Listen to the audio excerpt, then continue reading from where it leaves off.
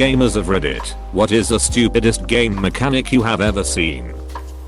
Quick time events that can hinder one's progress in the game. Especially if the game has no quick time events and they randomly threw one in. Splinter Cell Blacklist has one at the very end boss fight. It has very strict rules about it. If you mash the button you die. But if you tap the button once you live. Yet you won't know this until you die a few times. It's fucking stupid.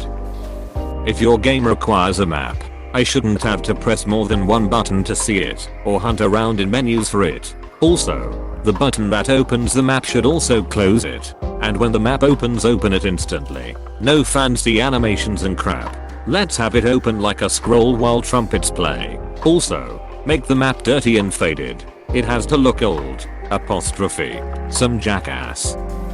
In stealth games, getting detected by one alone enemy in a back room and then every single enemy in the entire building knowing exactly where you are, and B. having perfect aim.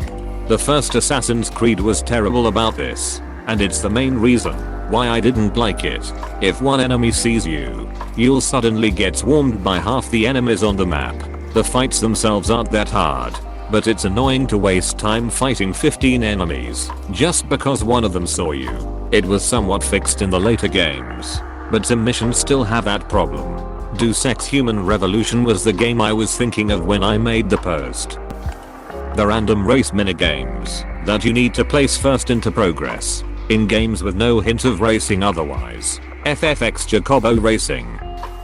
A long, unskippable cutscene before a particularly difficult boss. When you go into that mine in Mass Effect and have to save a chick stuck in that blue wall thing. It's been a long time. I'm sorry. And you fight the Krogan dude at the end. He kept beating my ass and I'd have to watch that fucking elevator cutscene and them all meeting each other every goddamn time.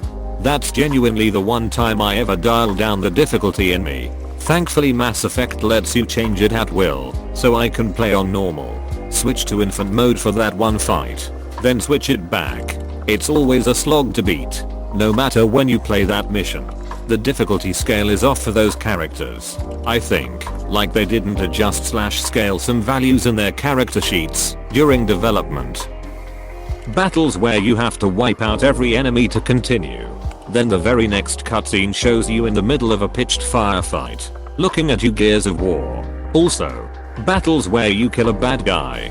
Then the very next cutscene is you saying he's too strong and the bad guy is murdering your party. Why is it so hard for game devs to just make an unwinnable boss fight? Make it extremely strong, or have a final move at a certain percentage if you must, but taking them down to 0 HP then losing doesn't feel good. When your character is small enough to fit through a gap in a fence / floor etc. But the game won't let you. Wields a huge axe. This wooden door is locked. I remember playing Arena, finding a random dungeon, and getting its locked message. I was mad. I took out my axe, and I swung it around, but didn't expect any effect. Suddenly, the loading screen comes on, and I'm inside. I broke the door. Then I play Skyrim, and can't get past a shitty wooden scrap door, despite having shouts that send giants flying. Taking away all your defensive options for a fight because you wanted a cool set piece. Kingdom Hearts did this by making you fly during certain bosses, but you couldn't dodge or block anymore. Would be fine if you flew faster than a paper plane. The swimming makes Atlantica by far the worst world in KH1. I had a lot of trouble with Chernobog in the past too due to the flying. Luckily, you can land on a couple spots on the mountain, which lets you cast a summon. Tinkerbell. Of course. Invisible walls in places it looks like you can clearly go to otherwise. Fallout, New Vegas comes to mind with that. Honestly, in a game that detailed, I was sure I could take the mountains around a minefield to complete a quest. Nope. Wild.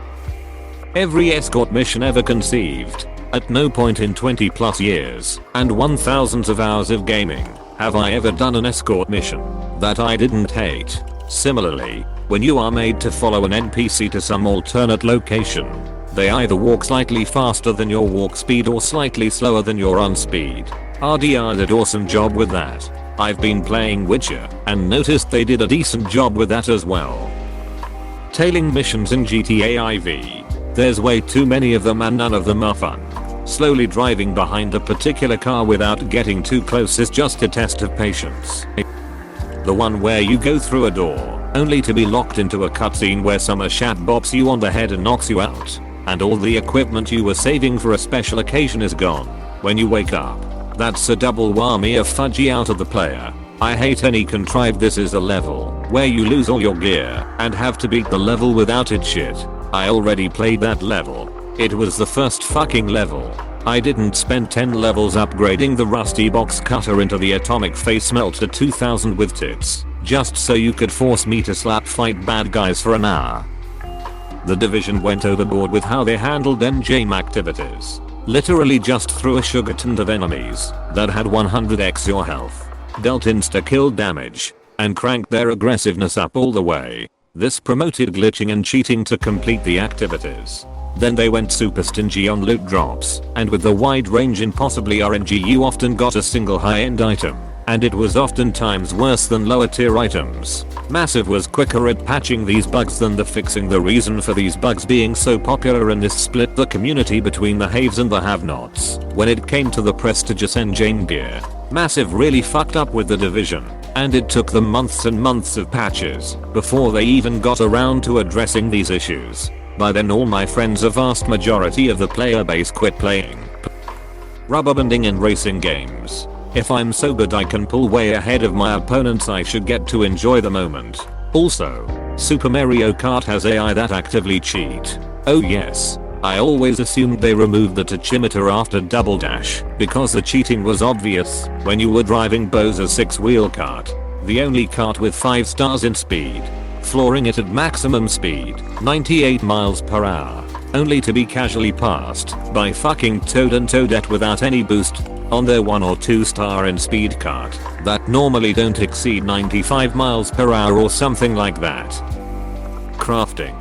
When you can craft something which is not a consumable and which you can also buy, and you need to buy some of the materials because you wouldn't find them. Also weapons that break way too fast with time/usage. Do that with attachments to the weapons so I can customize my weapon. When you try to pick up some loot but your inventory is full and the game doesn't even let you swap out your inventory and the thing you just tried to pick up is gone forever. Please click subscribe if you enjoyed this video.